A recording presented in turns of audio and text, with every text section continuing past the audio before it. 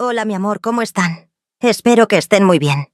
Mi nombre es Milagros Aguilar. Tengo 65 años y vengo desde Veracruz, para contarles una historia que me cambió la vida por completo. Una historia que nunca pensé que me pasaría a mí, pero que necesito compartir porque sé que hay otras mujeres que podrían estar viviendo algo similar sin darse cuenta.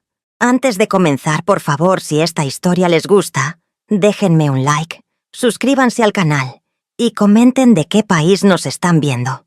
Me da mucho gusto saber que tenemos una comunidad tan bonita de mujeres fuertes en toda América Latina. Ponte cómoda, mijita, porque lo que te voy a contar es algo que jamás imaginé que estaría contando públicamente. Durante años viví en una pesadilla sin saberlo. Durante años mi propio esposo, el hombre en quien más confiaba en este mundo, me estuvo drogando para abusar de mí mientras yo dormía. Y lo más terrible de todo es que yo no tenía ni la menor idea de lo que estaba pasando. Me llevó décadas descubrir la verdad, y cuando finalmente la supe, mi mundo se vino abajo. Pero también me dio la fuerza para salir adelante y recuperar mi vida.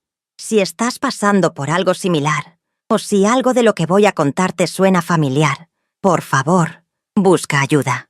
Nunca es tarde para salir de una situación así. Nunca es tarde para recuperar tu dignidad.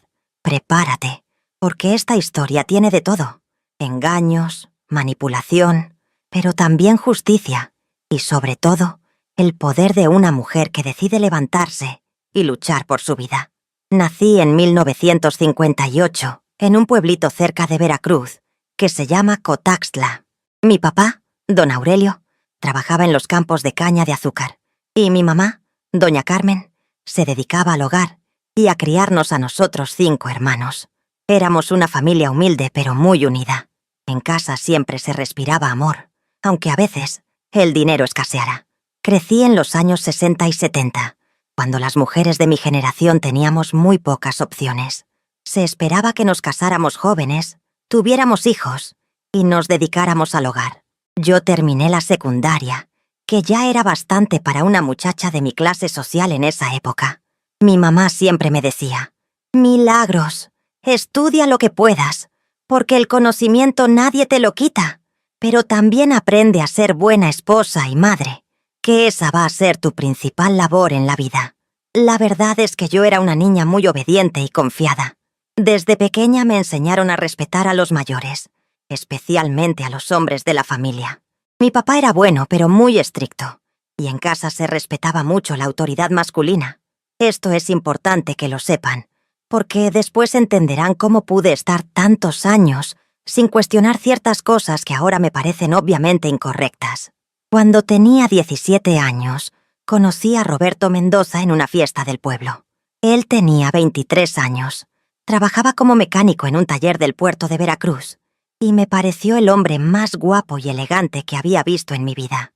Roberto era alto, moreno, con unos ojos cafés muy bonitos y una sonrisa que me derretía. Además, tenía algo que en mi pueblo era muy valorado: un trabajo estable y un futuro prometedor. Roberto me cortejó durante 6 meses. Venía a casa los domingos, platicaba con mi papá sobre trabajo y fútbol, le llevaba flores a mi mamá y a mí me regalaba pequeños detalles: un chocolate, una pulsera barata pero bonita, o simplemente unas flores que cortaba del camino. En esa época, esos gestos significaban mucho para una muchacha como yo. Recuerdo que mi mamá me decía: ese Roberto es un buen partido, Milagros. Es trabajador, responsable, y se ve que te quiere mucho. No todos los días llega un hombre así a la vida de una mujer. Mi papá también lo aprobaba. Decía que Roberto tenía buenos valores y que sería un buen proveedor. En marzo de 1976, cuando yo tenía 18 años recién cumplidos, Roberto me pidió matrimonio. Fue muy romántico. Me llevó a la playa de Veracruz una tarde de domingo, y ahí, viendo el atardecer sobre el Golfo de México, se puso en una rodilla y me entregó un anillo sencillo pero bonito. «Milagros», me dijo, «quiero que seas mi esposa, la madre de mis hijos, mi compañera para toda la vida». Yo, por supuesto, le dije que sí entre lágrimas de felicidad. Nos casamos en agosto de ese mismo año en la parroquia de mi pueblo. Fue una boda sencilla pero hermosa. Mi mamá me había hecho el vestido, que era de tela blanca con encajes que conseguimos en el mercado de Veracruz. Roberto se veía muy guapo con su traje oscuro, que había mandado hacer especialmente para la ocasión. Recuerdo que ese día me sentí la mujer más afortunada del mundo. Después de la boda, nos fuimos a vivir a una casita que Roberto había rentado en el puerto de Veracruz, cerca de su trabajo. Era pequeña pero acogedora. 2 recámaras, una sala comedor, una cocina y un patio trasero donde yo puse algunas plantas. Para mí, que venía de una casa donde compartíamos todo entre muchos hermanos, tener mi propia casa era como un sueño hecho realidad. Los primeros meses de matrimonio fueron muy bonitos. Roberto era atento y cariñoso. Llegaba del trabajo y me preguntaba cómo había estado mi día. Los fines de semana salíamos a caminar por el malecón o íbamos a visitar a nuestras familias. Yo me dedicaba a arreglar la casa, a cocinar y a soñar con los hijos que tendríamos pronto. En esa época, el puerto de Veracruz estaba en pleno crecimiento. Había mucho trabajo en los muelles, en las fábricas y en los talleres mecánicos como donde trabajaba Roberto. La ciudad tenía una energía muy bonita. Había música siempre, el olor a mariscos frescos en el mercado y una brisa del mar que hacía que hasta los días más calurosos fueran llevaderos. Nuestra vida social giraba alrededor de las familias y algunos amigos de Roberto del taller. Éramos un círculo pequeño pero muy unido. Las esposas nos juntábamos mientras los hombres hablaban de trabajo o veían fútbol. Era una vida tranquila, predecible, pero yo estaba contenta. Pensaba que había encontrado mi lugar en el mundo. En los primeros años de matrimonio, todo parecía ir sobre ruedas. Roberto era un esposo aparentemente modelo. Era trabajador, responsable con los gastos de la casa, y aparentemente me quería mucho. Nunca me gritaba, nunca me levantaba la mano, y siempre me trataba con respeto delante de otras personas. Para cualquiera que nos viera desde afuera, éramos una pareja ejemplar. En 1978, cuando yo tenía 20 años, nació nuestro primer hijo, Alejandro. Fue el día más feliz de mi vida. Roberto estaba tan emocionado que lloró cuando el doctor le dijo que teníamos un varoncito sano. Se quedó conmigo en el hospital todas las noches que pude estar ahí, y cuando llegamos a casa, se desvivía por ayudarme con el bebé. 2 años después, en 1980, llegó nuestra segunda hija, Patricia. Roberto también recibió a nuestra niña con mucho amor, aunque yo sabía que en el fondo había esperado otro varoncito, pero nunca me hizo sentir mal por eso. Al contrario, se portaba muy cariñoso con la bebé y conmigo. Con 2 niños pequeños, mi vida se volvió una rutina de pañales, biberones, trasnoches y quehaceres domésticos. Roberto trabajaba cada vez más horas porque quería darnos una vida mejor. A veces llegaba tan cansado que se quedaba dormido en el sillón viendo televisión. Yo entendía perfectamente su cansancio y siempre traté de hacerle la vida lo más fácil posible en casa. Fue por esa época, cuando los niños eran muy pequeños, que comenzaron a pasar cosas extrañas que en ese momento no supe interpretar. Había mañanas en que me despertaba sintiéndome muy extraña, como si hubiera dormido demasiado profundo, pero al mismo tiempo como si no hubiera descansado nada. Me sentía mareada, confundida, y a veces tenía dolores en partes del cuerpo que no recordaba haber lastimado. Al principio pensé que era normal. Después de todo, tener 2 bebés pequeños es agotador. Me decía a mí misma que seguramente era el cansancio acumulado, la falta de sueño continuo, el estrés de ser mamá primeriza. Roberto me decía lo mismo. Amor, es normal que te sientas así. Estás muy cansada. Tienes que descansar más. Lo extraño era que estas sensaciones se intensificaban especialmente los fines de semana. Roberto me preparaba té de manzanilla los sábados por la noche, diciendo que me ayudaría a relajarme y dormir mejor después de la semana tan pesada. «Tómate esto, mi amor, para que descanses como te mereces», me decía con una sonrisa muy dulce. Yo se lo agradecía mucho porque realmente me sentía muy estresada con los niños pequeños. Después de tomarme ese té, dormía profundísimo, pero al día siguiente me levantaba con una sensación horrible, como si me hubieran dado una paliza durante la noche. Me dolía todo el cuerpo, especialmente la espalda y las caderas. Cuando le comentaba esto a Roberto, él me decía que seguramente había dormido en mala posición o que era porque estaba muy tensa por el estrés. También empecé a notar que mi ropa interior a veces aparecía en lugares diferentes de donde la había dejado, o que por las mañanas encontraba mis camisones arrugados de maneras extrañas. Cuando le pregunté a Roberto si había notado algo, él me dijo que a veces me movía mucho durante la noche, que hablaba dormida y que incluso me levantaba a revisar a los niños sin despertarme completamente. Es sonambulismo, amor, me explicaba. Mi tía tenía lo mismo cuando era joven. No te preocupes, es normal en mujeres que han tenido hijos recientemente. Las hormonas te tienen un poco alterada. Como Roberto siempre había sido muy atento a mi salud y parecía saber mucho sobre estos temas, yo le creía completamente. Otra cosa que empezó a pasar era que a veces amanecía con pequeñas marcas en el cuerpo que no recordaba haberme hecho. Moretones pequeños en los brazos, marcas rojas en el cuello, rasguños ligeros en las piernas. Roberto me decía que seguramente me había golpeado con los muebles durante mis episodios de sonambulismo, o que me había rascado dormida por alguna alergia. En una ocasión desperté con sangre seca en las piernas. Me asusté mucho, y le dije a Roberto. Él me tranquilizó diciendo que probablemente había sido mi período que había llegado por la noche, y que por estar tan profundamente dormida, no me había dado cuenta.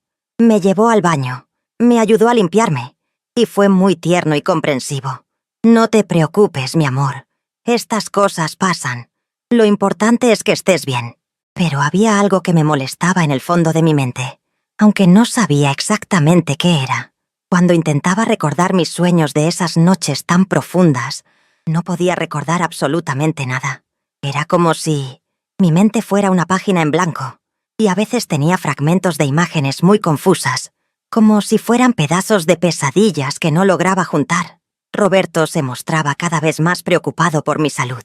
Me decía que debería ir al doctor, pero cuando yo le decía que sí, él siempre encontraba excusas para posponerlo. Mejor esperemos a que los niños estén un poco más grandes, amor. No queremos dejarlos solos.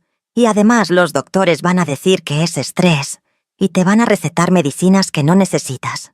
Durante los siguientes años estos episodios se volvieron más frecuentes. Roberto me preparaba el té relajante casi todos los fines de semana, y a veces entre semana también, especialmente cuando notaba que yo estaba más estresada. Te ves muy cansada, mi amor. Te voy a preparar tu tecito para que descanses bien.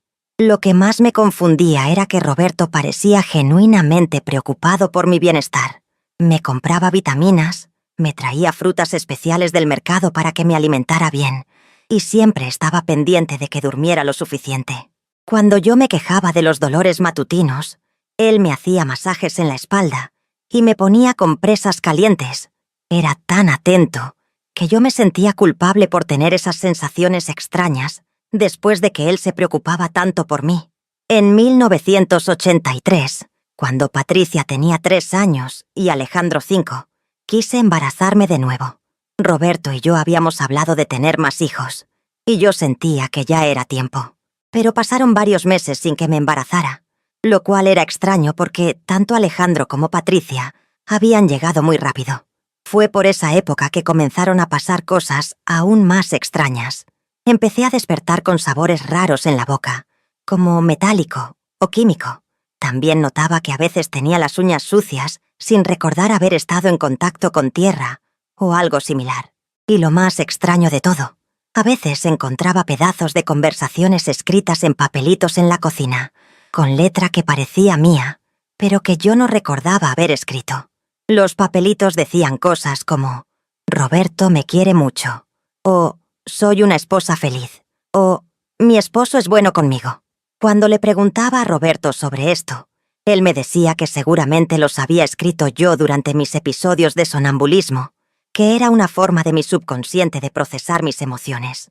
Una mañana de sábado en 1984, desperté sintiendo algo completamente diferente.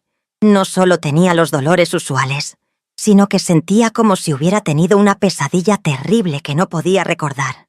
Era una sensación de terror y angustia que no podía explicar. Cuando traté de levantarme de la cama, Me di cuenta de que tenía los tobillos muy doloridos, como si hubiera estado en una posición incómoda durante mucho tiempo. Roberto ya estaba despierto y me estaba observando. «¿Cómo amaneciste, mi amor?», me preguntó con una cara de preocupación que no había visto antes. «Anoche estuviste muy inquieta. Hablaste dormida toda la noche y te moviste muchísimo». Le dije que me sentía muy extraña, pero él me tranquilizó como siempre. «Ya verás que después del desayuno te vas a sentir mejor». Pero esa mañana algo dentro de mí había cambiado. Por primera vez en años comencé a cuestionar si realmente todo lo que me estaba pasando era normal. Por primera vez se me ocurrió la posibilidad de que algo no estuviera bien en mi situación, aunque todavía no tenía ni la menor idea de qué podría ser. Los años 80 pasaron entre una rutina que parecía normal por fuera, pero que por dentro me estaba carcomiendo poco a poco. Los episodios extraños continuaron, y yo desarrollé una especie de ansiedad constante que no sabía cómo explicar. Había días en que me sentía como si estuviera volviéndome loca, pero Roberto siempre tenía una explicación lógica para todo lo que me pasaba. En 1985, finalmente logré embarazarme de nuestro tercer hijo, Diego. Roberto estaba felicísimo, y yo también, aunque durante todo el embarazo me sentí diferente a cómo me había sentido con los otros dos.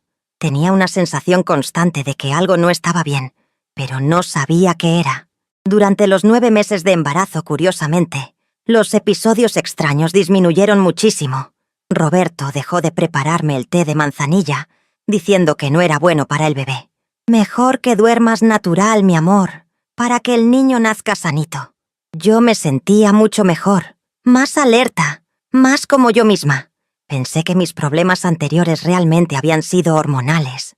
Diego nació en febrero de 1986 y era un bebé hermoso y sano. Roberto se emocionó mucho con su segundo hijo, y yo me sentía completamente feliz. Durante los primeros meses de lactancia, seguí sintiéndome muy bien. Dormía mejor, no tenía esas sensaciones extrañas al despertar, y me sentía más conectada conmigo misma. Pero cuando Diego cumplió 6 meses, y yo dejé de darle pecho exclusivamente, los episodios comenzaron de nuevo. Roberto volvió a prepararme el té relajante los fines de semana, argumentando que necesitaba descansar bien para poder cuidar a 3 niños pequeños. «Estás bajo mucho estrés, mi amor. Este tecito te va a ayudar a recuperar energías». Esta vez, sin embargo, algo en mí estaba más alerta. Tal vez era la experiencia de haberme sentido normal durante el embarazo, o tal vez era que ahora tenía 3 hijos que dependían de mí y no podía permitirme estar constantemente confundida y adolorida. El caso es que empecé a prestar más atención a los patrones de lo que me estaba pasando. Comencé a llevar un diario secreto, donde anotaba cómo me sentía cada día, qué había comido, qué había tomado y cómo amanecía. Lo escondía entre las páginas de un libro de cocina que Roberto nunca tocaba. Después de 2 meses de hacer esto, vi un patrón clarísimo. Los días que Roberto me preparaba el té de manzanilla, invariablemente amanecía con síntomas extraños. También empecé a notar otras cosas. Los fines de semana que tomaba el té, Roberto se levantaba mucho antes que yo, lo cual era raro porque normalmente era muy dormilón. Cuando yo finalmente despertaba, él ya había lavado todas las tazas y platos del desayuno, incluyendo mi taza de té de la noche anterior. No quise despertarte, mi amor. Estabas durmiendo tan profundo que me dio pena molestarte. Una tarde de octubre de 1987, mientras organizaba el cuarto de Diego, encontré una cajita pequeña escondida detrás de los juguetes en el estante más alto del closet. La abrí por curiosidad y encontré varias cosas que me helaron la sangre. Había fotos mías dormida en posiciones que yo jamás recordaba haber adoptado. Había pequeños frascos con pastillas que no reconocía, y había un cuaderno con anotaciones en letra de Roberto. Las fotos me mostraban dormida, pero mi ropa estaba desarreglada de maneras que no eran naturales. En algunas me veía como si alguien me hubiera estado moviendo o manipulando mientras dormía.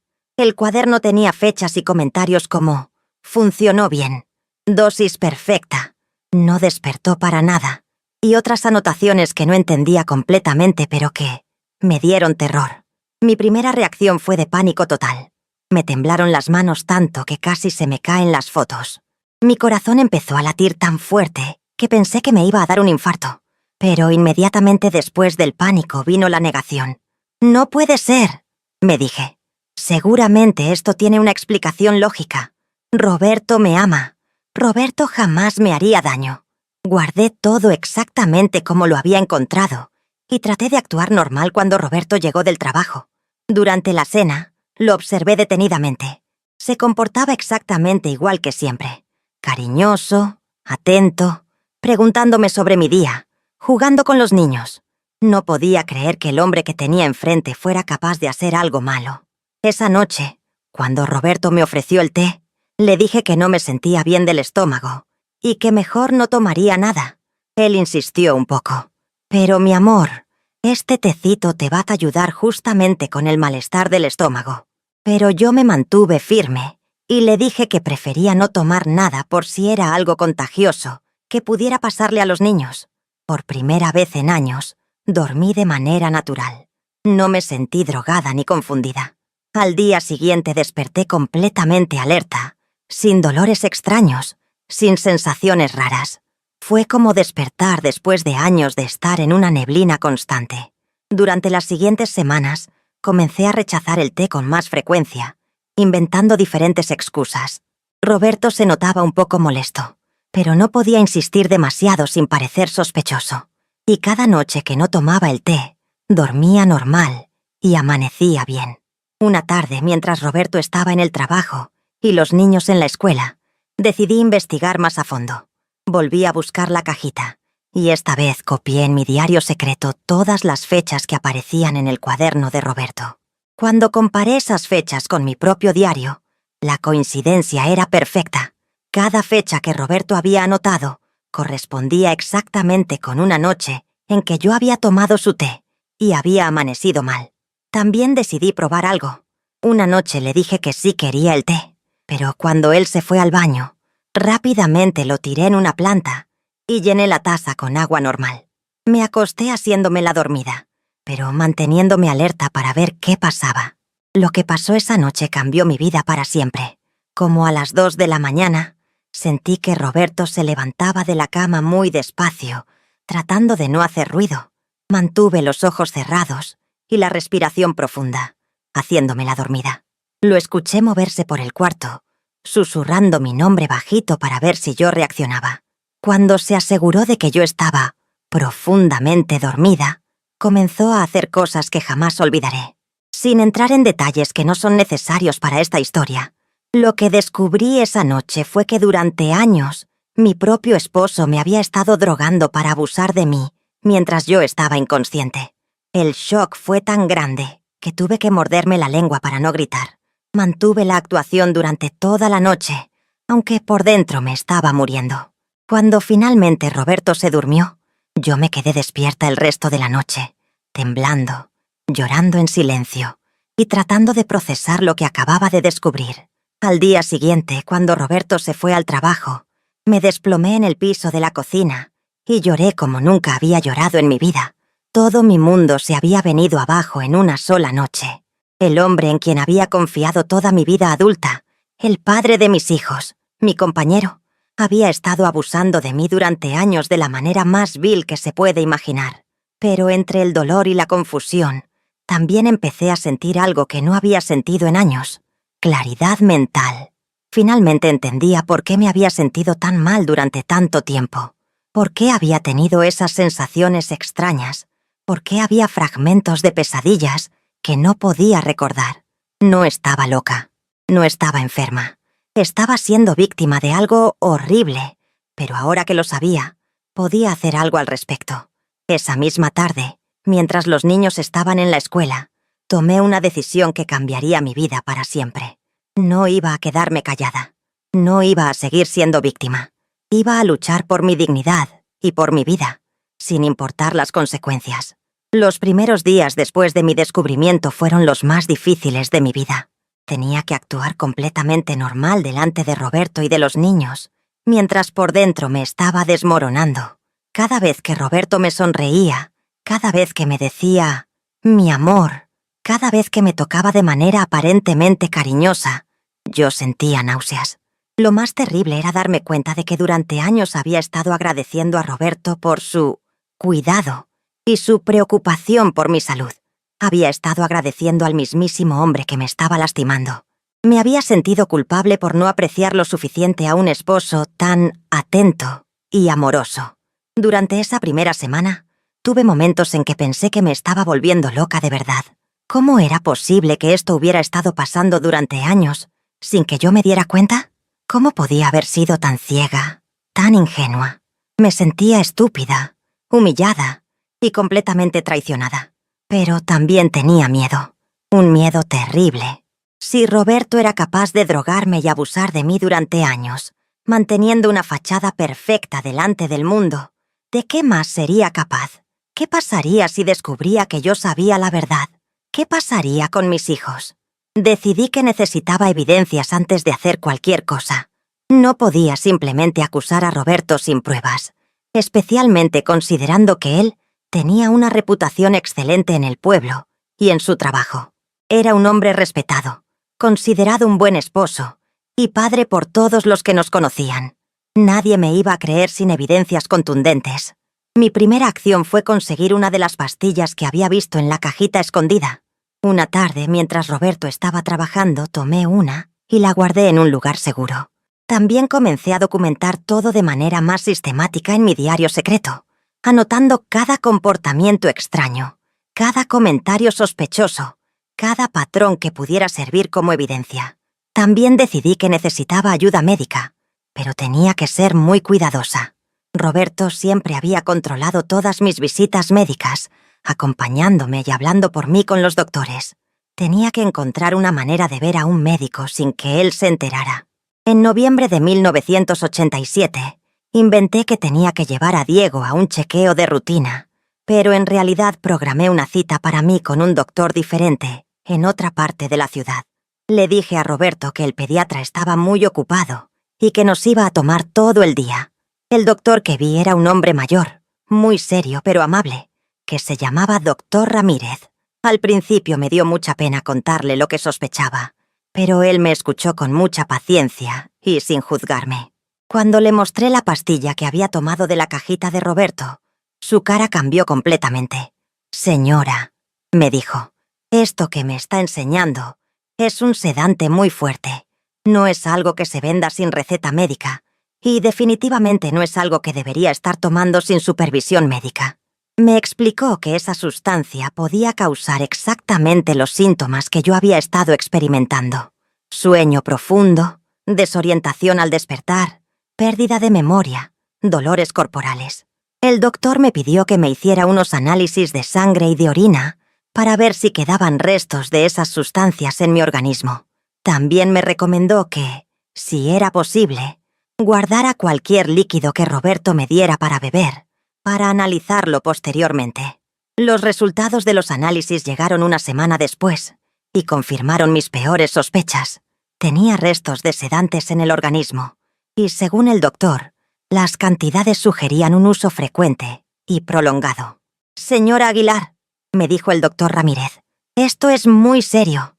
Alguien la ha estado drogando de manera sistemática». Con esos resultados en la mano, finalmente tuve que enfrentar la realidad completa de mi situación. No solo Roberto había estado abusando de mí, sino que había estado haciéndolo de manera premeditada y calculada durante años.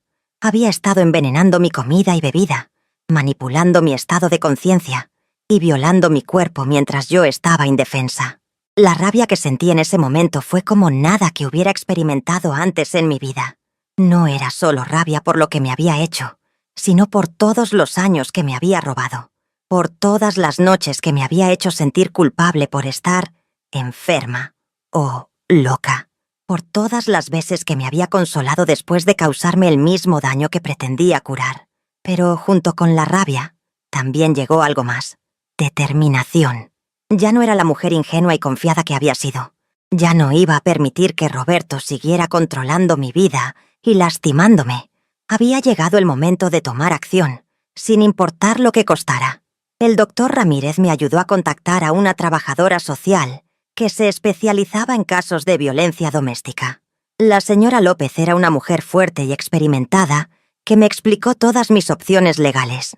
Me dijo que tenía elementos suficientes para presentar una denuncia criminal contra Roberto, pero también me advirtió que el proceso iba a ser difícil y largo. Lo más importante ahora, me dijo la señora López, es su seguridad y la de sus hijos. Tenemos que planear cuidadosamente cómo va a salir de esta situación sin ponerse en peligro. Me explicó que hombres como Roberto, que habían estado ejerciendo control total sobre sus víctimas durante años, podían volverse muy peligrosos cuando se sentían descubiertos. Durante las siguientes semanas, comencé a preparar mi salida. Abrí una cuenta de banco secreta donde empecé a guardar pequeñas cantidades de dinero que tomaba de los gastos del hogar. Busqué un lugar donde mis hijos y yo pudiéramos quedarnos temporalmente. Y, lo más importante, seguí documentando todo lo que Roberto hacía. Una noche de diciembre, Roberto volvió a ofrecerme el té. Esta vez, fingí tomármelo, pero lo guardé en un frasco pequeño para llevárselo al laboratorio. Al día siguiente, los análisis confirmaron que el té contenía una dosis muy alta del mismo sedante que habían encontrado en mi sangre. Con todas estas evidencias, finalmente me sentí lista para dar el paso más importante de mi vida. El 22 de diciembre de 1987, un día antes de Nochebuena, decidí que iba a confrontar a Roberto y a comenzar el proceso de liberarme de él para siempre. Pero primero, tenía un plan que le daría a Roberto una pequeña muestra de lo que se sentía ser traicionado por la persona en quien más confías en el mundo. El plan que comencé a trazar en mi mente no era de venganza, sino de justicia. Quería que Roberto sintiera lo que era ser traicionado, manipulado y humillado, pero de una manera que no me pusiera en peligro a mí ni a mis hijos. Tenía que ser inteligente, calculada y, sobre todo, tenía que asegurarme de que esta pesadilla terminara para siempre. Mi primer paso fue conseguir más ayuda profesional. La señora López me puso en contacto con un abogado especializado en casos de violencia doméstica, el licenciado Morales. Era un hombre serio pero comprensivo, que me explicó paso a paso todo lo que tenía que hacer para protegerme legalmente. «Señora Aguilar», me dijo el licenciado, «lo que su esposo ha estado haciéndole constituye varios delitos graves: violación, administración de sustancias tóxicas y violencia familiar. Con las evidencias que tiene, podemos construir un caso muy sólido». Pero también me advirtió que Roberto probablemente negaría todo y que tendríamos que estar preparados para una batalla legal larga. Durante las siguientes semanas, mientras seguía actuando normal en casa, comencé a construir una red de apoyo que Roberto no conocía. Contacté a mi hermana mayor, Esperanza, que vivía en la Ciudad de México, y le conté todo lo que estaba pasando. Al principio no me creyó. Roberto había sido tan convincente durante todos estos años que hasta mi propia familia lo adoraba. Pero cuando le mostré las evidencias médicas y le expliqué todos los detalles, Esperanza se puso furiosa. «Ese desgraciado», me dijo llorando por teléfono. «¿Cómo pudo hacerte esto durante tantos años? ¿Cómo no nos dimos cuenta?» Mi hermana inmediatamente se ofreció a ayudarme con lo que fuera necesario. También hablé con mi hermano menor, Raúl, que trabajaba como chofer de camión y conocía a mucha gente en diferentes ciudades. Raúl se puso como loco de la rabia cuando le conté. «Milagros», me dijo, «ese cabrón va a pagar por lo que te hizo, pero lo vamos a hacer bien, con la ley, para que no se pueda escapar». El plan que diseñamos entre todos era complejo pero seguro. Esperanza vendría a Veracruz en enero, supuestamente para una visita familiar normal. Durante su visita yo descubriría las evidencias del abuso como si fuera la primera vez, delante de testigos confiables. Esto me permitiría actuar sorprendida y devastada, sin que Roberto sospechara que yo había estado investigando durante meses.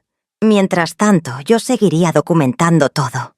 El doctor Ramírez me había dado instrucciones específicas sobre cómo preservar evidencias físicas.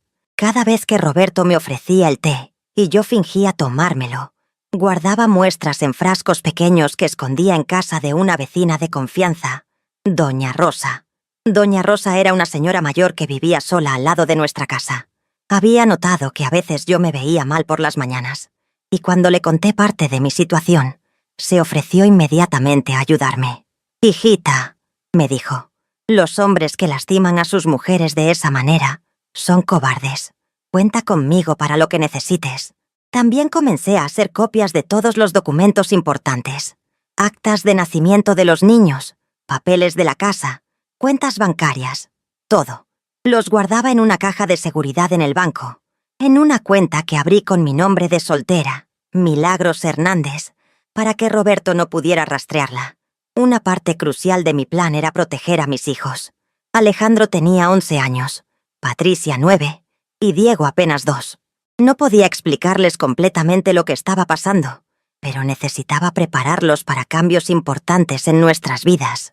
Con mucho cuidado, comencé a hablarles sobre la importancia de decir la verdad, de pedir ayuda cuando algo no estaba bien, y de confiar en mí sin importar lo que pasara. Les dije que tal vez pronto íbamos a tener que quedarnos con la tía Esperanza por un tiempo, y que si eso pasaba, era porque los amaba y quería protegerlos. Alejandro, que ya era más grande, me preguntó directamente si algo malo estaba pasando con su papá. Fue una de las conversaciones más difíciles de mi vida.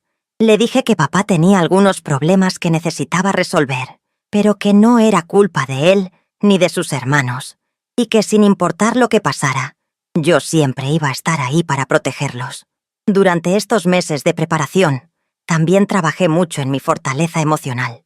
Comencé a ver a una psicóloga, la doctora Santana, que me ayudó a entender que nada de lo que me había pasado era mi culpa. Milagros, me decía, usted fue víctima de un depredador muy inteligente y manipulador. No hay nada que hubiera podido hacer diferente. La doctora Santana también me ayudó a prepararme mentalmente para la confrontación que se avecinaba. Cuando llegue el momento, me dijo, Roberto va a tratar de manipularla de todas las maneras posibles. Va a negar, va a minimizar, va a culparla a usted, va a prometer cambiar. Tiene que estar preparada para mantenerse firme sin importar lo que diga. Una cosa que descubrí durante este proceso era que yo era mucho más fuerte de lo que pensaba. Después de años de sentirme confundida y débil, el tener un propósito claro y un plan concreto me estaba devolviendo mi poder personal. Ya no era la víctima desorientada que había sido durante tanto tiempo. También comencé a investigar más sobre Roberto. Hablé discretamente con algunas esposas de sus compañeros de trabajo, fingiendo hacer conversación casual. Lo que descubrí me helió la sangre. Aparentemente, Roberto había hecho comentarios inapropiados sobre otras mujeres en el trabajo. Una de las esposas me contó que su marido le había dicho que Roberto a veces hablaba de maneras muy extrañas sobre controlar a las mujeres. Esto me hizo pensar que tal vez yo no era su única víctima. Tal vez había otras mujeres que habían pasado por algo similar, o que estaban pasando por ello en ese momento. Esta posibilidad me dio aún más motivación para seguir adelante con mi plan, porque sabía que si yo no detenía a Roberto, él podría seguir lastimando a otras personas. En febrero de 1988, ya tenía todo preparado. Había evidencias físicas, testimonios médicos, una red de apoyo sólida, recursos financieros guardados y un plan legal completo. Lo más importante de todo, tenía la determinación férrea de ver este proceso hasta el final, sin importar lo difícil que fuera. El momento de la verdad se acercaba rápidamente. Esperanza llegaría la primera semana de marzo, y ya habíamos coordinado todo, hasta el último detalle. Roberto no tenía ni la menor idea de lo que se le venía encima. Durante estos meses, Roberto había seguido con su comportamiento normal. Siguió ofreciéndome el té los fines de semana. Siguió actuando como el esposo perfecto delante de otros. Siguió abusando de mí mientras yo fingía estar drogada. Pero ahora, cada vez que lo hacía, yo lo estaba documentando como evidencia para usarla en su contra. La ironía era deliciosa. Roberto pensaba que me tenía completamente controlada, que yo era su víctima perfecta e indefensa. No tenía ni idea de que durante meses yo había estado reuniendo evidencias contra él, construyendo una red de apoyo y preparando su caída completa. Una noche de finales de febrero, mientras él dormía tranquilamente después de haberme abusado una vez más, yo me quedé despierta mirándolo y pensando en todo lo que había descubierto sobre él. Ya no sentía miedo, ya no sentía confusión. Solo sentía una determinación fría y calculada. «Disfruta estos últimos días de tranquilidad, Roberto», pensé, «porque muy pronto tu mundo perfecto se va a venir abajo, y esta vez vas a ser tú el que se sienta indefenso y traicionado». El 5 de marzo de 1988 iba a ser el día que cambiaría nuestras vidas para siempre. Esperanza llegaría esa mañana, y ese mismo día pondríamos en marcha la parte final de mi plan. Roberto Mendoza iba a descubrir que había subestimado gravemente a la mujer que había estado lastimando durante todos estos años. Ya no era la niña ingenua que se había casado con él 12 años atrás.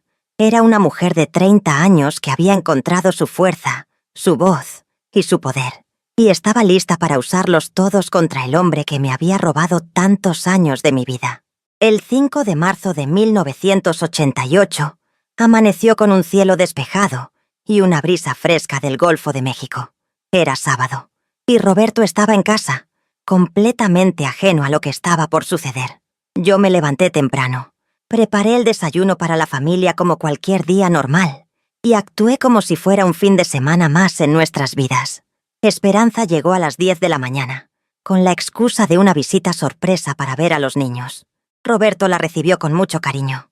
Siempre había tenido una excelente relación con mi familia, lo cual había sido parte de su máscara perfecta durante todos estos años. «Esperanza, qué sorpresa tan bonita», le dijo Roberto, abrazándola. «Milagros no me había dicho que venías. ¿Cómo está todo en la capital?»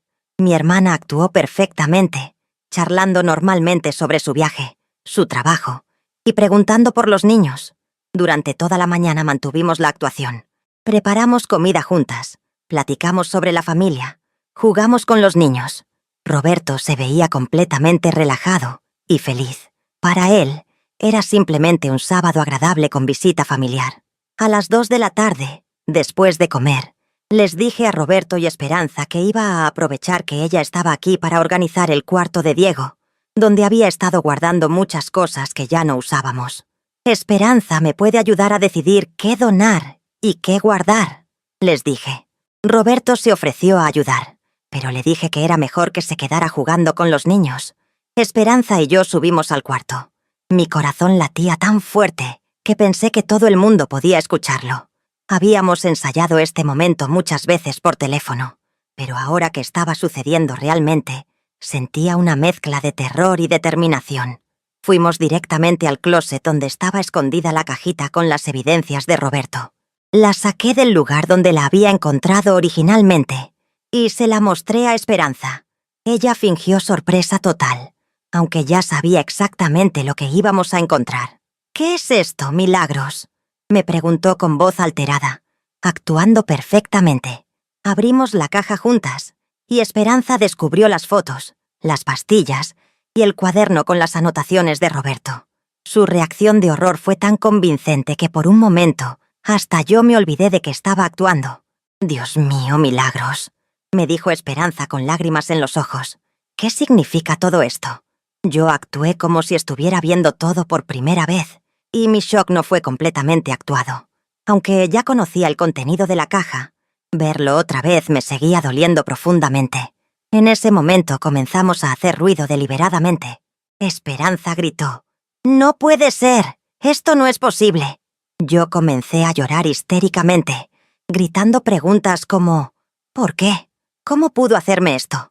Los gritos eran lo suficientemente fuertes como para que Roberto los escuchara desde la planta baja. Como habíamos previsto, Roberto subió corriendo las escaleras. «¿Qué pasa? ¿Por qué están gritando?», preguntó con cara de preocupación genuina. Cuando entró al cuarto y vio la cajita abierta en mis manos, su expresión cambió completamente. Por primera vez en los 12 años que llevábamos casados, vi miedo real en los ojos de Roberto. Su cara se puso blanca como papel y por un momento se quedó completamente paralizado. Era como ver a un actor que se olvida de su papel en medio de una obra de teatro. «Roberto», le dije con voz temblorosa, sosteniendo las fotos. «¿Qué es esto? ¿Por qué hay fotos mías dormida? ¿Qué son estas pastillas?». Mi actuación era perfecta porque el dolor que sentía era completamente real. Roberto trató de recuperar el control rápidamente. Mi amor, yo puedo explicarte todo esto. No es lo que parece. Se acercó a mí tratando de quitarme las fotos, pero Esperanza se interpuso entre nosotros. «¡Aléjate de mi hermana!», le gritó Esperanza. «¿Qué clase de monstruo eres? ¿Has estado drogando a Milagros? ¿Has estado abusando de ella?». Su indignación era tan real que Roberto se quedó completamente descolocado. «Esperanza, por favor, cálmate», trató de decir Roberto con su voz más tranquilizadora. «Esto es un malentendido. Yo jamás le haría daño a Milagros. La amo con todo mi corazón». Pero su voz ya no tenía la seguridad de siempre. Se escuchaba desesperado. Yo seguía actuando devastada y confundida. «Roberto, estas fotos. Yo no recuerdo haberme puesto así. ¿Y estas pastillas? ¿Para qué son? ¿Por qué las tienes escondidas?». Le mostré el cuaderno con sus anotaciones. «¿Qué significa esto de dosis perfecta y no despertó?». Roberto trató diferentes estrategias rápidamente. Primero negó. «Yo no escribí eso. Alguien más puso esas cosas ahí». Luego minimizó. «Las pastillas son para mi insomnio. No tienen nada que ver contigo». Después trató de voltearlo sobre mí. «Mi amor, ¿cómo puedes pensar que yo te haría daño? Después de todo lo que hemos construido juntos». Pero Esperanza no lo dejó manipular la situación. «Roberto, deja de mentir. Estas fotos son evidencia clara de que has estado abusando de mi hermana». Se volteó hacia mí. «Milagros. ¿Recuerdas haberte puesto en estas posiciones? ¿Recuerdas que te tomaran estas fotos?». Yo negué con la cabeza, actuando completamente confundida. «No, Esperanza. Yo no recuerdo nada de esto. Pero últimamente he estado sintiendo cosas extrañas. Dolores que no puedo explicar. Mareos, como si hubiera dormido muy profundo, pero sin descansar». Roberto se dio cuenta de que la situación se le estaba saliendo de control. Trató una última estrategia desesperada. «Está bien, está bien. Tal vez sí te di algunas pastillas para que durmieras mejor. Pero era porque te veías muy estresada, mi amor. Solo quería que descansaras. Nunca te hice daño. Todo lo que hice fue por amor». «¿Por amor?», le gritó Esperanza. «¿Drogar a tu esposa sin su consentimiento es amor? ¿Tomar fotos de ella sin que se dé cuenta es amor?». Roberto trató de acercarse a mí de nuevo, pero yo me alejé instintivamente. «No me toques», le dije, y en ese momento no estaba actuando para nada.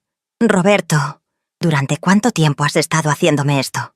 Mi voz se quebró al hacer la pregunta, porque aunque ya sabía la respuesta, escucharla de sus labios iba a ser devastador. Roberto se dio cuenta de que ya no podía seguir negando completamente. «Milagros, mi amor, por favor entiéndeme. Tú estabas muy estresada, muy cansada. Las pastillas te ayudaban a descansar. Y yo te amo tanto que a veces no podía controlarme, pero nunca te lastimé. Siempre fui cuidadoso. La admisión parcial fue como una puñalada. Aunque yo ya sabía la verdad, escucharlo confesarlo, escucharlo justificarlo como si fuera algo normal, me llenó de una rabia que no sabía que tenía». «¿Cuidadoso?», le grité. «¿Cuidadoso de qué, Roberto? ¿De no dejar marcas? ¿De que no me despertara mientras me violabas?».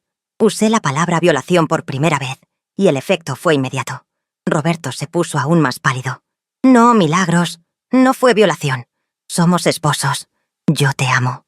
Solo quería estar cerca de ti, y tú estabas tan cansada que pensé». Su explicación se hacía más patética con cada palabra. Esperanza había sacado discretamente su teléfono celular y estaba grabando toda la conversación. «Roberto», le dijo con voz helada, «lo que acabas de confesar es violación. Es administración de sustancias tóxicas. Es abuso doméstico. Y todo está siendo grabado». La cara de Roberto cambió una vez más cuando se dio cuenta de que había confesado delante de un testigo y que estaba siendo grabado. Ahora sí entró en pánico total. «Apaga eso. No tienes derecho a grabarme en mi propia casa». «Es la casa de mi hermana también», le respondió Esperanza fríamente. «Y tengo todo el derecho de documentar la confesión de un abusador». Se volteó hacia mí. «Milagros, necesitamos llamar a la policía ahora mismo». Roberto se desesperó completamente. «No, Milagros, por favor. Piensa en los niños. Piensa en nuestra familia. Todo se puede arreglar». Podemos ir a terapia. Puedo cambiar. Empezó a llorar, algo que yo nunca había visto en todos nuestros años de matrimonio. Pero ya era demasiado tarde para lágrimas y promesas. Roberto, le dije con una voz que no reconocí como mía, has estado violándome durante años. Has estado envenenándome. Has destruido mi confianza, mi salud, mi paz mental. No hay terapia que arregle eso. En ese momento, como habíamos planeado, llegaron la policía y el licenciado Morales. Esperanza los había llamado discretamente mientras Roberto estaba confesando. «Señores oficiales», les dijo Esperanza cuando entraron, «tenemos evidencias de abuso doméstico y agresión sexual». Roberto trató una última vez de recuperar el control. «Oficiales, esto es un malentendido. Mi cuñada está causando problemas en mi matrimonio. Mi esposa está confundida». Pero los policías ya habían visto casos similares antes. Cuando les mostramos las evidencias físicas, las grabaciones de la confesión y los reportes médicos que yo había estado recolectando durante meses, fue obvio que no había malentendido posible. Roberto Mendoza estaba siendo arrestado por violación, administración de sustancias tóxicas y violencia familiar. Mientras los policías le leían sus derechos, Roberto me miró con una expresión que jamás olvidaré. Ya no era el hombre controlador y manipulador que había sido durante años. Era un criminal que había sido descubierto y se veía exactamente como lo que era: pequeño, cobarde y patético. «¡Milagros!», me gritó mientras se lo llevaban esposado. «Esto no ha terminado. Soy el padre de tus hijos. No puedes destruir nuestra familia así». Pero yo ya no sentía miedo de sus amenazas. Ya no tenía poder sobre mí. Cuando finalmente se llevaron a Roberto, me desplomé en los brazos de Esperanza. Había terminado. Después de años de abuso, años de confusión, años de sentirme loca y enferma, finalmente había terminado. Roberto ya no podía lastimarme nunca más. Las semanas que siguieron al arresto de Roberto fueron una montaña rusa emocional como jamás había experimentado en mi vida. Por un lado, sentía un alivio enorme de saber que finalmente estaba segura, de que ya no tenía que fingir que no sabía lo que me estaba pasando, de que ya no tenía que vivir con miedo. Por otro lado, tenía que lidiar con las consecuencias prácticas de haber denunciado a mi esposo, y eso era más complicado de lo que había imaginado. La noticia se extendió por Veracruz como pólvora. En un pueblo como el nuestro, donde todo el mundo se conoce, el arresto de Roberto Mendoza por violación y abuso doméstico fue el escándalo del año.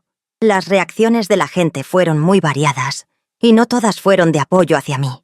Algunas personas, especialmente las mujeres mayores de la comunidad, me apoyaron completamente. Doña Rosa, mi vecina, se convirtió en una de mis defensoras más fuertes. Esa niña fue muy valiente. Le decía a quien quisiera escuchar: ojalá más mujeres tuvieran el valor de denunciar a sus abusadores. Pero otros, especialmente algunos de los amigos y compañeros de trabajo de Roberto, no podían creer que él fuera capaz de hacer algo así. Roberto siempre fue un hombre tan decente, decían. Seguramente hay un malentendido. Algunos incluso llegaron a insinuar que yo había inventado todo para quedarme con la casa y obtener dinero. Lo más doloroso fue la reacción de la familia de Roberto. Su madre, doña Esperanza, que irónicamente tenía el mismo nombre que mi hermana, vino a confrontarme una semana después del arresto. «Milagros», me dijo con lágrimas en los ojos. «¿Cómo pudiste hacerle esto a mi hijo? Roberto te adoraba. Él jamás te haría daño». Traté de explicarle, de mostrarle las evidencias, pero ella no quería escuchar. Para ella su hijo era incapaz de hacer algo malo, y yo era la villana que había destruido a su familia. «Esos papeles se pueden falsificar», me decía. «Los doctores se pueden comprar, pero yo conozco el corazón de mi hijo». La reacción más difícil de manejar fue la de mis propios hijos. Alejandro, que ya tenía 11 años, entendía que algo muy grave había pasado, pero no podía comprender completamente por qué su papá estaba en la cárcel. «Mami», me preguntaba con lágrimas, «¿papá realmente te hizo daño? ¿Por eso ya no puede vivir con nosotros?» Tuve que explicarle, de manera apropiada para su edad, que papá había estado lastimándome de maneras que no eran correctas y que por eso tenía que enfrentar las consecuencias de sus acciones. Eso no significa que no los ame a ustedes, le dije. Pero sí significa que no puede vivir con nosotros, porque no es seguro. Patricia, de 9 años, estaba completamente confundida.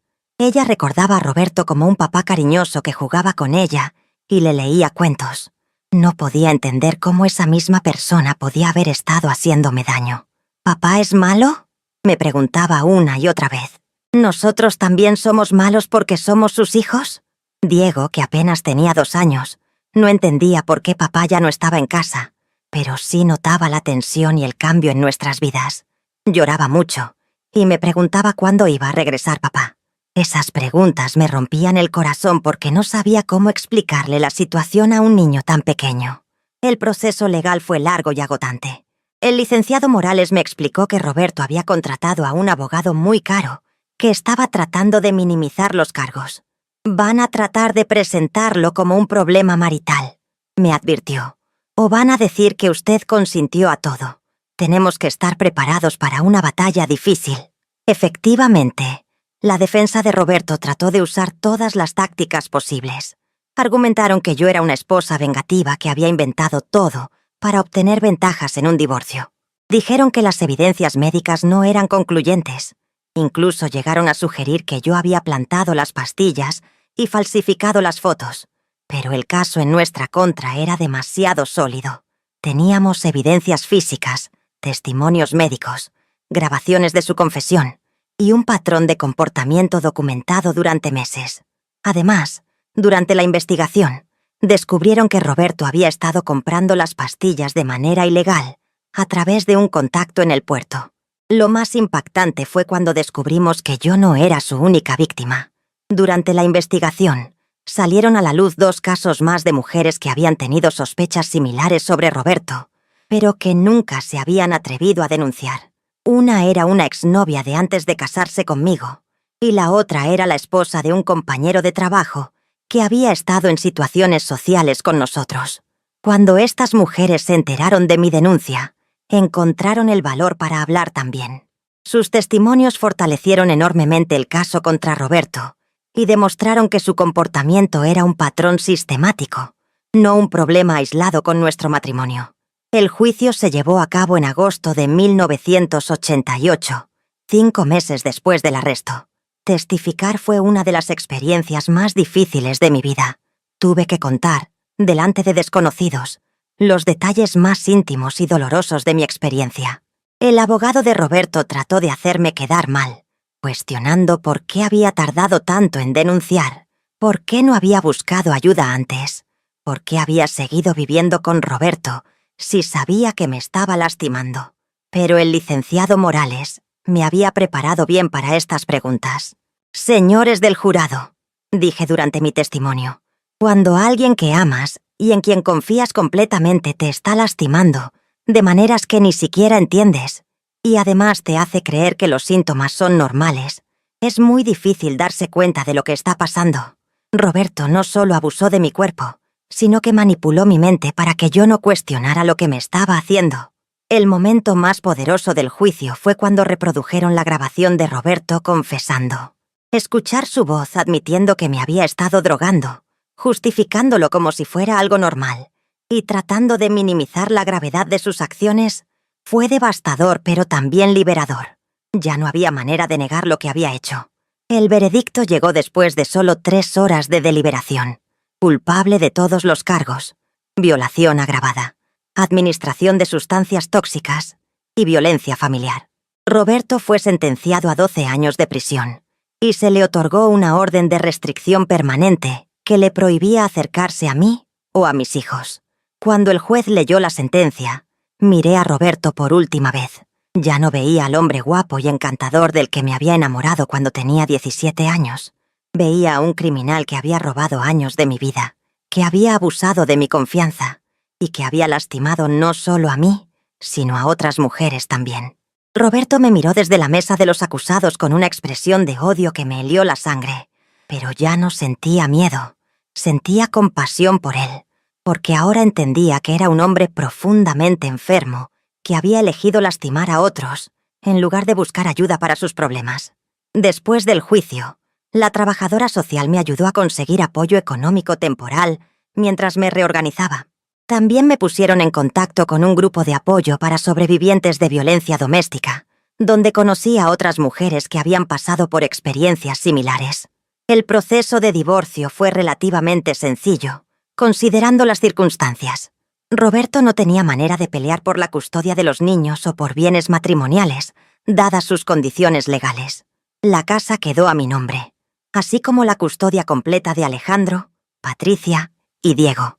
Pero más allá de los aspectos legales, lo más importante era que finalmente podía comenzar a sanar. Por primera vez en años, dormía tranquila, sin miedo a lo que pudiera pasarme durante la noche. Por primera vez en años, me despertaba sintiéndome yo misma, sin confusión, sin dolores extraños, sin esa sensación de estar viviendo en una neblina constante. Los primeros meses después del juicio fueron de reconstrucción total. No solo tenía que sanar emocionalmente de años de abuso, sino que tenía que aprender a ser una madre soltera de 3 niños, manejar una casa completamente sola y encontrar la manera de sostener económicamente a mi familia. La comunidad de Veracruz se dividió en su reacción hacia mi situación. Hubo quienes me apoyaron completamente y se convirtieron en una red de apoyo invaluable. Doña Rosa, mi vecina, se ofreció a cuidar a Diego cuando yo necesitara hacer diligencias. El doctor Ramírez continuó viendo a toda mi familia sin costo, para asegurar que estuviéramos todos saludables, física y mentalmente. También hubo personas que me dieron la espalda. Algunas familias que habían sido nuestras amigas por años dejaron de hablarme, incómodas con el escándalo, o simplemente negándose a creer que Roberto hubiera sido capaz de hacer lo que hizo. Perdí algunas amistades que habían sido importantes para mí, pero también descubrí quiénes eran mis verdaderos amigos. Una de las decisiones más difíciles que tuve que tomar fue sobre el trabajo. Durante todos mis años de matrimonio, me había dedicado exclusivamente al hogar y al cuidado de los niños. Roberto siempre había insistido en que él podía mantener a la familia solo y que mi lugar estaba en casa. Ahora, a los 30 años, tenía que encontrar la manera de generar ingresos sin experiencia laboral formal. Mi hermana Esperanza me ofreció que nos mudáramos a la Ciudad de México, donde ella podría ayudarme a encontrar trabajo y a cuidar a los niños. Pero yo decidí quedarme en Veracruz. Esta era mi casa, y no iba a permitir que Roberto me expulsara del lugar donde había construido mi vida. Con la ayuda de la trabajadora social, conseguí un trabajo de medio tiempo en una oficina gubernamental, ayudando con trámites y atención al público. No era mucho dinero, pero era suficiente para cubrir nuestros gastos básicos, especialmente considerando que ya no tenía que mantener a Roberto. Lo más sorprendente de esta nueva etapa de mi vida fue descubrir capacidades que no sabía que tenía. Aprendí a manejar las finanzas familiares, a tomar decisiones importantes sola, a resolver problemas prácticos de la casa. Durante años, Roberto había controlado todos estos aspectos, haciéndome creer que yo no era capaz de manejarlos. Descubrir que sí podía fue tremendamente empoderador. Mis hijos también tuvieron que adaptarse a nuestra nueva realidad. Alejandro, que ahora tenía 12 años, se convirtió en un gran apoyo para mí. Ayudaba con sus hermanos menores, con las tareas de la casa, y se comportaba de manera muy madura para su edad. A veces me preocupaba que estuviera creciendo demasiado rápido, pero él me aseguraba que quería ayudar. Patricia tuvo más dificultades.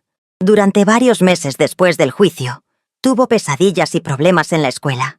La llevé con una psicóloga infantil, quien me explicó que era normal que los niños tuvieran reacciones emocionales después de eventos traumáticos en la familia.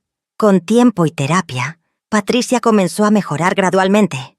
Diego, siendo tan pequeño, se adaptó más fácilmente a la ausencia de Roberto. Después de unos meses, dejó de preguntar por él y parecía más tranquilo y feliz.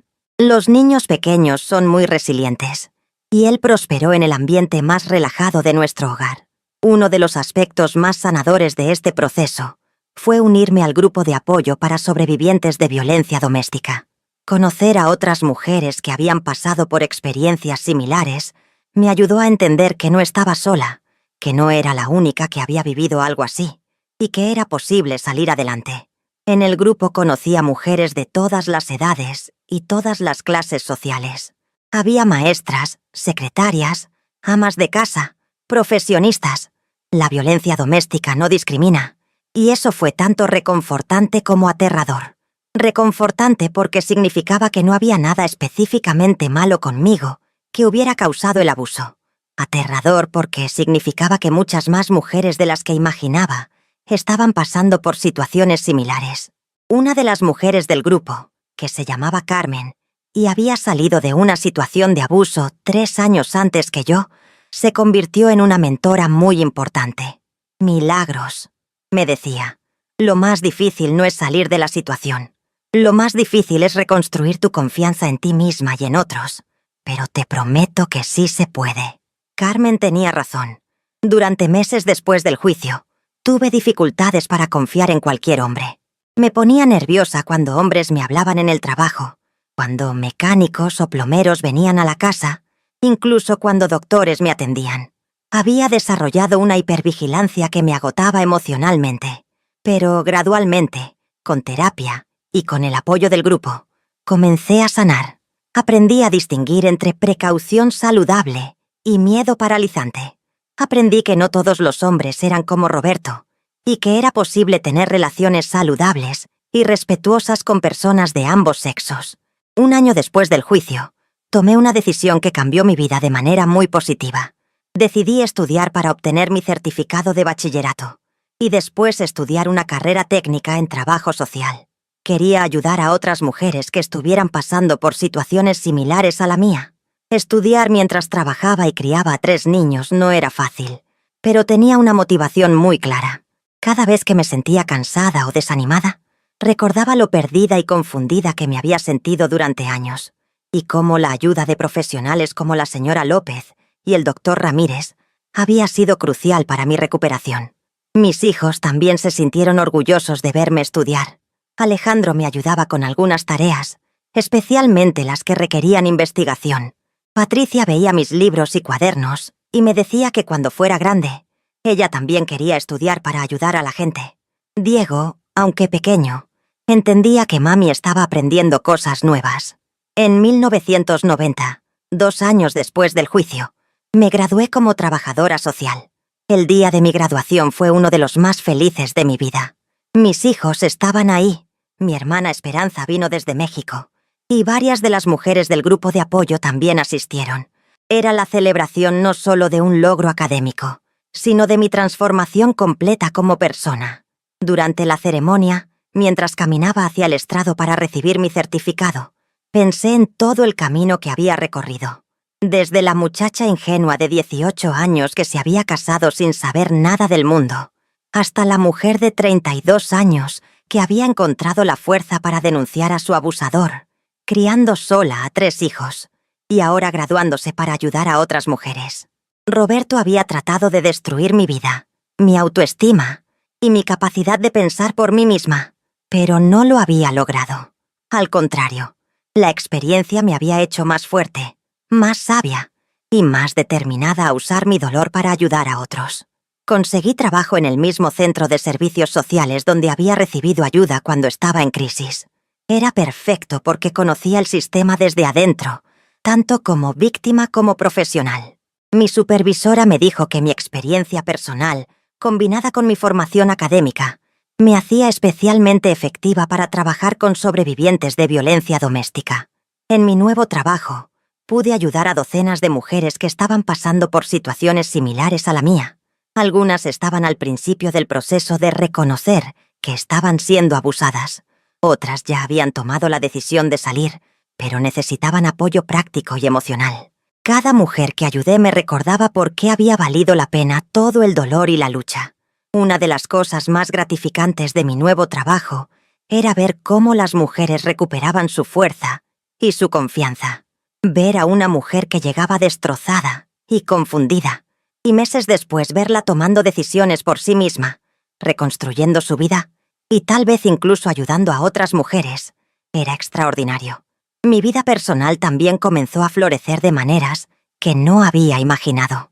No tenía interés en volver a casarme, al menos no en el futuro cercano, pero sí desarrollé amistades profundas y saludables.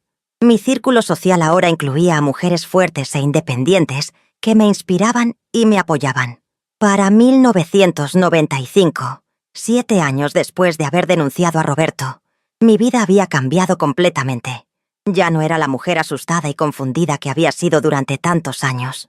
Me había convertido en alguien que nunca pensé que podría ser. Una mujer independiente, profesional y dedicada hasta ayudar a otros. Mis hijos habían crecido y prosperado en nuestro nuevo ambiente. Alejandro tenía 17 años y era un joven responsable y maduro que planeaba estudiar Derecho para especializarse en derechos humanos. Me decía que quería ayudar a familias como la nuestra, que habían pasado por situaciones difíciles, pero habían logrado salir adelante. Patricia tenía 15 años y era una adolescente segura de sí misma que había heredado mi determinación. Había decidido que quería estudiar medicina para especializarse en psiquiatría infantil. Quiero ayudar a niños que han pasado por traumas, me decía, para que no tengan que cargar con esos problemas toda su vida. Diego tenía 9 años y era un niño feliz y bien adaptado. No tenía recuerdos claros de Roberto o de los años difíciles. Para él, nuestra familia siempre había sido solo nosotros 4, y eso era completamente normal. Era un niño cariñoso, inteligente y lleno de energía positiva. En mi trabajo como trabajadora social, había desarrollado programas específicos para ayudar a mujeres mayores que estaban saliendo de situaciones de abuso. Me había dado cuenta de que las mujeres de mi generación y mayores enfrentaban desafíos únicos cuando decidían denunciar o salir de relaciones abusivas después de muchos años. Muchas de estas mujeres habían sido criadas en épocas cuando el divorcio era casi impensable, cuando se esperaba que las mujeres aguantaran cualquier cosa por mantener unida a la familia. Habían desarrollado una resistencia increíble, pero también una normalización del abuso que hacía muy difícil reconocer cuando algo estaba mal. Trabajar con estas mujeres me ayudó a entender mejor mi propia experiencia. Yo había sido afortunada de descubrir la verdad cuando tenía 30 años, lo cual me dio tiempo para reconstruir mi vida completamente. Pero conocí mujeres que no descubrieron que estaban siendo abusadas hasta los 40, 50 o incluso 60 años. Sus historias me inspiraban porque demostraban que nunca es demasiado tarde para reclamar tu vida. Una de mis clientas, doña Elena, tenía 62 años cuando vino a verme. Su esposo había estado abusando física y emocionalmente de ella durante 40 años de matrimonio. Ella pensaba que era normal, que así eran los matrimonios, hasta que su hija adulta la convenció de buscar ayuda. «Señora Milagros», me dijo doña Elena durante una de nuestras sesiones, «yo pensaba que ya era muy tarde para mí. Pensaba que a mi edad era mejor aguantar hasta que uno de los dos se muriera. Pero usted me enseñó que todas merecemos vivir con dignidad, sin importar la edad que tengamos». Doña Elena logró salir de su situación y se mudó a un apartamento pequeño pero seguro. A los 63 años, vivía sola por primera vez en su vida, y aunque al principio fue aterrador, después descubrió una libertad que nunca había experimentado. «Nunca pensé que me sentiría tan feliz de estar sola», me decía. «Puedo comer lo que quiera, ver la televisión que me gusta, dormir tranquila. Es maravilloso». Trabajar con mujeres como doña Elena me recordaba constantemente por qué era tan importante el trabajo que estaba haciendo. Cada mujer que ayudaba a salir de una situación de abuso era una vida que se salvaba, una familia que se sanaba, una cadena de violencia que se rompía. También me di cuenta de que mi historia tenía poder para ayudar a otras mujeres. Cuando les contaba mi experiencia, muchas se identificaban con partes de mi historia y se daban cuenta de que no estaban locas, que sus sospechas tenían fundamento, que era posible salir adelante. Comencé a dar charlas en escuelas, centros comunitarios y grupos de mujeres sobre los signos de violencia doméstica y la importancia de buscar ayuda. Era difícil hablar públicamente sobre mi experiencia, pero cada vez que una mujer se acercaba después de una charla para decirme que mi historia la había ayudado a reconocer su propia situación, sabía que valía la pena. Una tarde de primavera en 1996, recibí una carta que me sorprendió completamente. Era de Roberto, escribiendo desde la prisión. Al principio no quería leerla, pero mi curiosidad pudo más que mi resistencia. En la carta, Roberto se disculpaba por todo lo que me había hecho. Decía que había estado recibiendo terapia en prisión y que finalmente entendía la gravedad de sus acciones. Afirmaba que había estado enfermo, que tenía problemas psicológicos que no había reconocido y que lamentaba profundamente el dolor que me había causado. La carta terminaba pidiendo perdón y diciendo que no esperaba que yo le respondiera, pero que quería que supiera que ahora entendía lo terrible que había sido su comportamiento. También preguntaba por los niños y expresaba que esperaba que estuvieran bien. Mi primera reacción fue rabia. Después de 8 años, después de todo el daño que había causado, ¿ahora quería disculparse? ¿Ahora se daba cuenta de que lo que había hecho estaba mal? Parte de mí quería escribirle una respuesta furiosa, diciéndole exactamente lo que pensaba de sus disculpas tardías. Pero después de algunos días de procesarlo, me di cuenta de que la carta no cambiaba nada. No importaba si Roberto realmente se había dado cuenta de sus errores o si solo estaba manipulando desde prisión. Lo que importaba era que yo había seguido adelante con mi vida, que había sanado, que había encontrado mi propósito. Decidí no responder la carta, pero sí la guardé. No porque perdonara a Roberto. El perdón era algo que tal vez podría llegar con tiempo, pero no era algo que él mereciera o que yo le debiera. La guardé como recordatorio de qué tan lejos había llegado, de qué tan fuerte me había vuelto. Esa misma semana, Patricia vino a casa de la escuela con noticias emocionantes. Había sido aceptada en un programa especial para estudiantes sobresalientes que querían estudiar medicina. Era una oportunidad increíble que la prepararía para su carrera universitaria. «Mami», me dijo Patricia esa noche, «¿crees que si papá no hubiera hecho lo que hizo, yo habría sido diferente? ¿Crees que no habría querido ayudar a la gente de la misma manera?» Era una pregunta profunda para una chica de 16 años. «Hijita», le respondí, «creo que tú siempre habrías sido una persona compasiva que quiere ayudar a otros. Eso es parte de quién eres. Lo que pasó en nuestra familia te dio una experiencia específica que puedes usar para ayudar a otros. Pero tu bondad viene de adentro, no de las cosas malas que pasaron».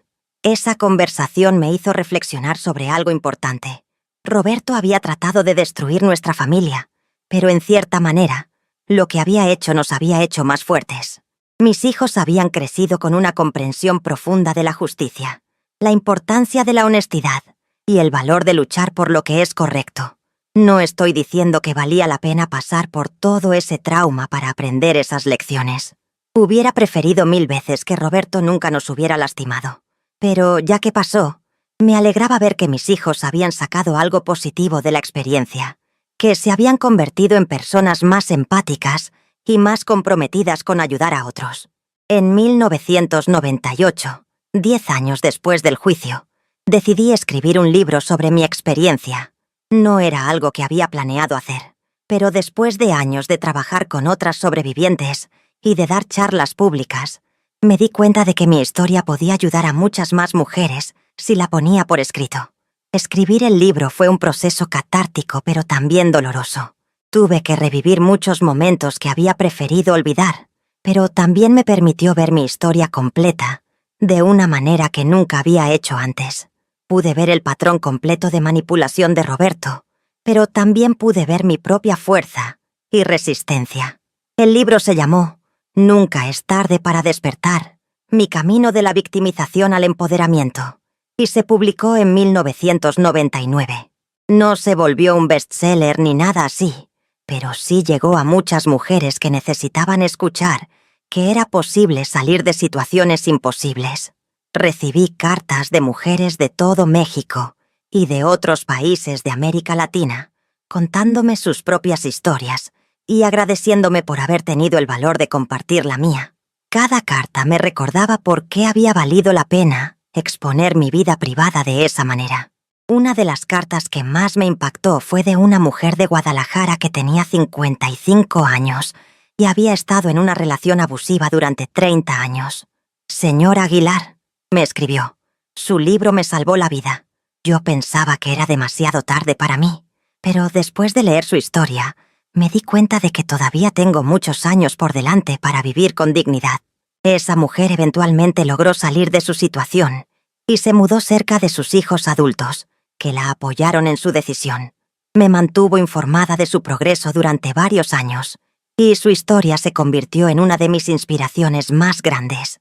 Para el año 2000, 12 años después de haber denunciado a Roberto, mi vida era completamente diferente de lo que había sido durante mis años de matrimonio. Era una mujer de 42 años, profesional exitosa, madre de 3 hijos maravillosos y activista reconocida en temas de violencia doméstica.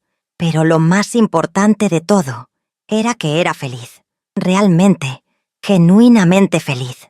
No la felicidad superficial que había fingido durante años de matrimonio, sino una felicidad profunda que venía de saber quién era yo, de estar viviendo una vida auténtica, de estar usando mi experiencia para ayudar a otros. Nunca me volví a casar, aunque tuve algunas relaciones saludables a lo largo de los años. Decidí que prefería mantener mi independencia y que mi familia y mi trabajo eran suficientes para darle significado a mi vida. No todas las mujeres necesitan estar en pareja para ser felices, y yo era la prueba viviente de eso.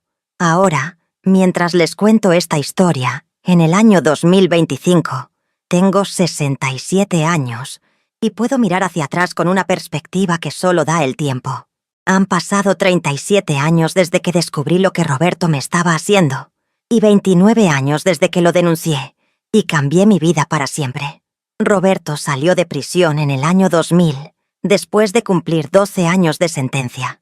Intentó contactarme varias veces, pero yo tenía una orden de restricción que seguía vigente. Eventualmente se mudó a otro estado, y según supe por conocidos mutuos, se volvió a casar con una mujer mucho más joven. Espero sinceramente que haya cambiado realmente y que no esté lastimando a su nueva esposa, pero eso ya no es mi responsabilidad. Mis hijos crecieron y se convirtieron en adultos extraordinarios. Alejandro se especializó en derecho de familia y trabaja defendiendo a mujeres y niños en casos de violencia doméstica. Se casó con una abogada maravillosa llamada Carmen y tienen 2 hijos hermosos, que son mis nietos adorados. Patricia se convirtió en psiquiatra infantil, tal como había planeado desde adolescente. Trabaja en un hospital público donde trata a niños que han sufrido traumas familiares. También da conferencias sobre los efectos de la violencia doméstica en los niños. Se casó con un pediatra muy bueno y tienen una hija preciosa. Diego estudió trabajo social, inspirado por mi carrera. Ahora tiene 39 años y dirige un centro de crisis para familias en situaciones de violencia. Es soltero por elección y se dedica completamente a su trabajo. Es increíblemente compasivo y efectivo, ayudando a familias que están pasando por crisis similares a la que nosotros vivimos. Me da mucho orgullo ver que mis 3 hijos eligieron carreras dedicadas a ayudar a otros. No creo que sea coincidencia. La experiencia que vivimos como familia les enseñó desde pequeños la importancia de proteger a los vulnerables y luchar por la justicia. En cuanto a mí, me retiré oficialmente del trabajo social a los 60 años, pero sigo siendo voluntaria en varios centros de crisis. También sigo dando charlas ocasionalmente, especialmente a grupos de mujeres mayores, porque creo firmemente que nunca es tarde para cambiar tu vida. He visto a mujeres de 70, 80 e incluso 90 años encontrar el valor para salir de situaciones abusivas. Una de mis historias favoritas es la de Doña Esperanza. Sí, otra Esperanza como mi hermana, que a los 85 años denunció a su hijo que la estaba abusando financiera y emocionalmente. «Señora Milagros», me dijo, «tengo 85 años, pero eso no significa que tengo que aguantar que me traten mal. Todavía me quedan años de vida, y los quiero vivir con dignidad.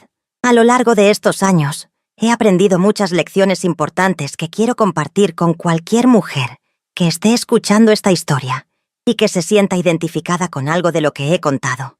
Primero, confía en tu instinto. Si algo no se siente bien, probablemente no está bien.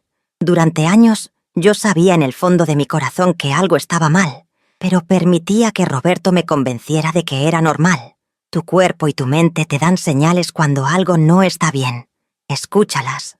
Segundo, nunca es tarde para cambiar tu vida. No importa si tienes 30 años como yo tenía cuando denuncié a Roberto, o si tienes 60, 70 u 80 años. Mientras tengas vida, tienes el derecho de vivirla con dignidad y respeto. No dejes que nadie te diga que ya es muy tarde para ti. Tercero, no tienes que enfrentar esto sola. Busca ayuda profesional. Busca grupos de apoyo. Habla con familia o amigos de confianza. La violencia doméstica prospera en el secreto y el aislamiento. Cuando sacas tu situación a la luz y pides ayuda, el abusador pierde mucho de su poder sobre ti. Cuarto, documenta todo. Si sospechas que algo está mal, empieza a llevar un registro de fechas, síntomas, conversaciones, comportamientos extraños. Si algún día decides tomar acción legal, esa documentación será invaluable. Y aunque nunca tomes acción legal, tener esa información te ayudará a ver patrones y validar tu propia experiencia. Quinto, planea tu salida cuidadosamente. Los momentos más peligrosos para una mujer en una relación abusiva son cuando trata de salir. Ten un plan de seguridad, ten recursos guardados, ten un lugar seguro donde quedarte. No actúes impulsivamente sin preparación. Y sexto, recuerda que el abuso no es tu culpa, pero tu sanación sí es tu responsabilidad. No puedes controlar lo que otros te hagan, pero sí puedes controlar cómo respondes y cómo reconstruyes tu vida después. La historia que les he contado hoy no es solo mi historia. Es la historia de miles de mujeres en América Latina y en todo el mundo que han vivido situaciones similares. Algunas han logrado salir, como yo. Otras siguen atrapadas, tal vez sin darse cuenta de que están siendo abusadas, tal vez sabiendo pero sintiéndose demasiado asustadas o confundidas para actuar.